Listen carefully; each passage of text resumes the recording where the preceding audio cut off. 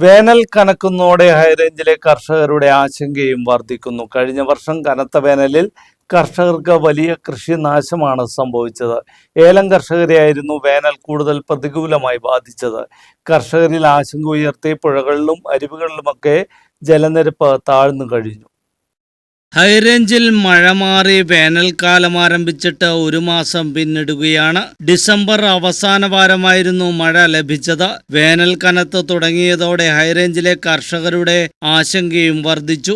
പോയ വർഷം March April മാസങ്ങളിലുണ്ടായ കനത്ത വേനലിൽ ഹൈറേഞ്ചിലെ കാർഷിക മേഖല പാടെ കരിഞ്ഞുണങ്ങിയിരുന്നു. ഏലം കർഷകരെയായിരുന്നു വേനൽ കൂടുതൽ പ്രതികൂലമായി ബാധിച്ചത്. ഏലച്ചെടികൾ ഒന്നുപോലുമില്ലാതെ ഉണങ്ങി നശിച്ച തോട്ടങ്ങൾ ഹൈറേഞ്ചിലുണ്ടായി. ഇത് ഈ വർഷത്തെ ഏലക്ക ഉൽപ്പാദനത്തെ പ്രതികൂലമായി ബാധിച്ചു. മറയൂരിൽ കരിമ്പ് കൃഷിയും പച്ചക്കറികളും കനത്ത വേനലിൽ ഉണങ്ങി നശിച്ചിരുന്നു. ദിവസങ്ങളോളം മഴ പെയ്യാതെ മാറി നിന്നാണ് കർഷകർക്ക് വിനയായത്.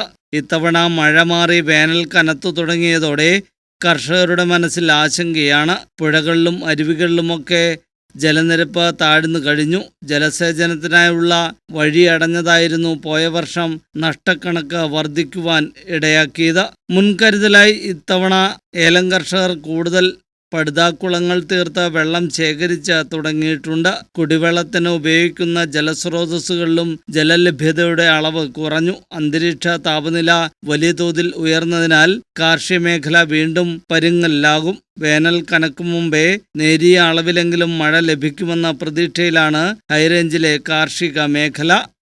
News bureau, Adimali.